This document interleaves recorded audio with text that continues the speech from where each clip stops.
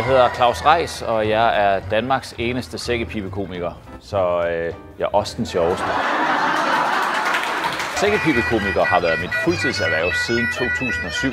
Mit show det passer både til store og små forsamlinger. Jeg har optrådt for 1200 mennesker på Østre Gasværk, men også for 3 personer i en stue. Interaktion er faktisk en stor del af mit show, fordi publikum ofte kommer med en kommentar om min musik eller påklædning.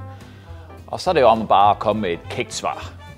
Nogle gange der har jeg på forhånd fået nogle stikord om deltagerne, og ja, så ryger de jo lige pludselig med i showet.